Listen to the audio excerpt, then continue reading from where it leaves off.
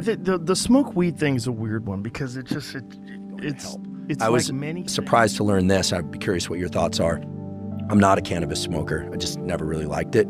But I had a guest on my podcast named Paul Coti. He's an MD, mainly works on trauma, incredible trauma therapist, and has written about trauma, wrote the book on trauma that I think is the one in my opinion.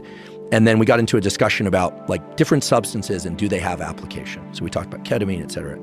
Asked about alcohol, just by way of comparison. And he said, there are basically zero therapeutic uses for alcohol, right? Therapeutic. Right. But then I asked about cannabis. Now, this isn't something he does in his own clinic. He does talk therapy, not drug therapy. Although he's a psychiatrist, so he can prescribe things.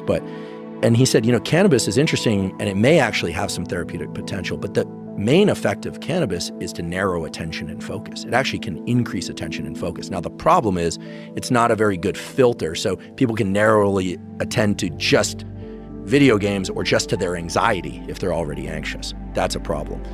But when it comes to psilocybin seems to increase creative thinking, new rules and algorithms about what could be an answer. So I'm not aware of how it might directly impact visual perception unless it narrows focus.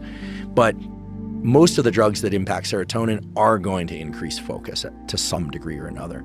And that can be good if what you're focusing on is pleasant. It can be really bad if what you're focusing on is really unpleasant. I knew people, I'm sure you don't, who just smoke weed and they have a panic attack. Yeah, the smoke weed thing is a weird one because it's like many things. It's completely dependent upon the individual, like their individual genetics, their biology, whatever it is that they've had in their past.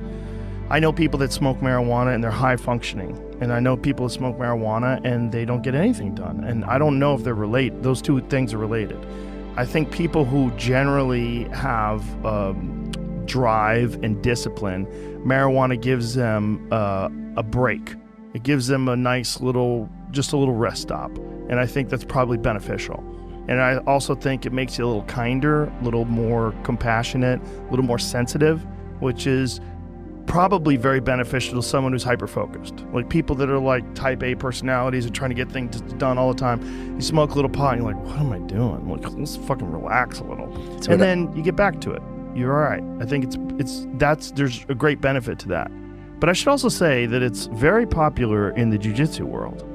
Oh yeah, I always thought that had something to do with the kind of creativity part of it, like that you can't plan Jiu Jitsu. Right. You have to improvise. Yeah, it's like jazz. In a lot of ways. There's definitely that, but it's also the focus thing, that you're only thinking about that. Like while you're rolling, you're really only thinking about rolling. While you're smoking cannabis and then rolling, you're hyper-focused on it. And physical strength, you feel fine. You don't feel lethargic or anything. No, like not that. at all. I actually enjoy it. I actually enjoy it when I lift weights too. Oh, I haven't tried that one. Yeah, I feel it. Like I feel it in the fibers. It's almost like I'm more aware of like what's going on instead of like this blunt sort of almost like distance from each individual muscle fiber, which I am normally. Normally, I'm just trying to warm up, and then I warm up, and then I start getting going, then I, lift light first, and then I work my way up to what I normally use. But when I'm high, it's like I could feel like where it connects to the bone. I feel everything. It just makes you more sensitive about what you're actually doing. And for martial arts techniques, particularly for striking, I feel like I incorporate leverage better into things. I have better balance in terms of like not trying to execute a technique when I'm off position, and it just makes me just more aware of like what's going on with my body. And that's super powerful. We had the nerd in me wants to say, in neuroscience, they call that interoception. Like people vary tremendously in their awareness of their internal state. You can know if you have a high or low degree of interoception by trying to count your heartbeats without taking your pulse. Some people can just do that. It's a skill you can build up over time. This is great for some people, but some people are highly anxious. It sucks to have a lot of interoception. But we know, of course, that the mind-muscle connection is really powerful. And it's not just mind-muscle connection as a, whatever they call bro science thing. The reality is that from peer-reviewed studies, that if people focus on the contraction of a muscle during resistance training, as opposed to moving the weight, right, something that's hard to measure if they're actually doing it, the strength and hypertrophy gains are much greater. I think it's like a 15%. I had Andy Galpin on the podcast, and he would know the exact number.